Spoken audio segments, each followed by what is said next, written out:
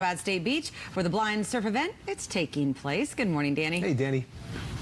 Hey, good morning, Ginger. Good morning, Jason. I am so excited about this event today. So we are going to be seeing people from all over Southern California coming here blind, whether they're fully blind, just visually impaired. Either way, it's tough to get out there in the water and surf when you can't see. They're going to learn how to do it today, and we have volunteers that are coming together and they're going to help teach them. Let me take a step out of the way. We're still waiting for it here, but everything is set up. It looks incredible out here. This is all through the Swamis Surfing Association. You've got tents right on the shoreline, Ponto Beach and Carlsbad, and some beautiful little waves out there. We really couldn't have asked for a better day. And I'm actually going to bring in the president of the Swamis Surf Association, Eric, who, will you please join me over here, Eric? We're so grateful to be out here today. How are you a part of this incredible event? I've been working on this event personally for about 15 years. The club's been doing it well over 20 years. Started out as the brainchild of Larry Graff and Bruce King. They batted around and decided it'd be a good thing to do, and here we are today. So tell me a little bit about it. If someone had never heard of this event before, I've been talking about it this morning, but what's really going on here today? Well, we bus people in from all over the San Diego County area.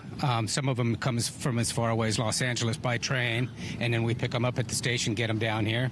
And for a lot of them, they've never been to the beach, never been in the ocean.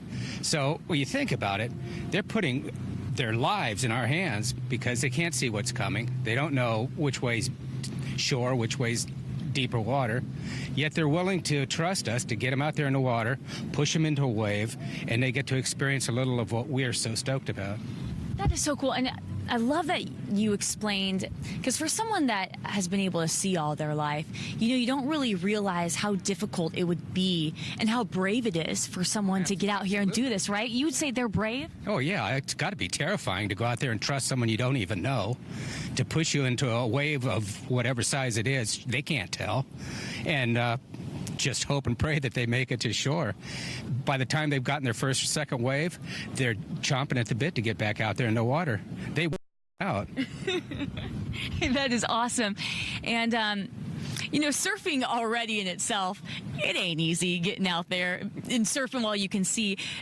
How much harder is it surfing when you can't see? What kind of senses do you have to use when you're out there? Well, balance, obviously. And, after you've been doing it for a while, you kind of have an innate sense of what the wave's going to do. But again, I can see.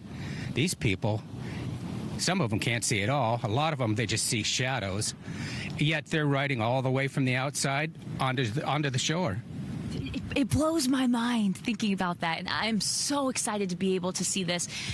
What's it like when you see some of these surfers, these men and women who can't see? What's it like when you see them get up on their first wave? Well, the whole experience, I think we, the volunteers, get more out of it than the blind people do, actually. It's extremely rewarding. You walk away at the end of the day with a big smile on your face because you felt like you gave back. You did something other than for yourself.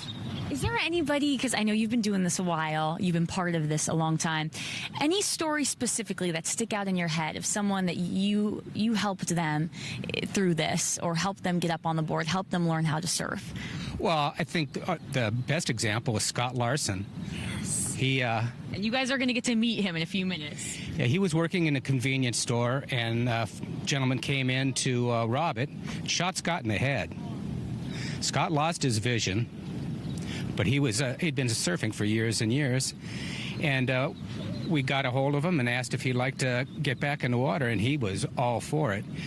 And now he's gotten to a position where he won the Handicap Olympics last year in the adaptive surfing division. Wow, it blows my mind. Were you there with him when he got up on his wave for the first time? First time, no. Okay. He's been coming ever since we started this. So he's got more years in it than I do. Are there people here who are, whether they're blind, visually impaired, are they able to get to a point where they can catch these waves on their own without the help of you guys? Yeah, Scott Larson paddles in all on his own, and we've had a few others that do. for the most part, we give them a push, and we've got people stationed along the route that they're going to take. So if there's any problems, we can get to them quickly and get them back up on the board so they don't get scared. That's incredible. Thank you so much, Eric. We're so grateful to be part of this event.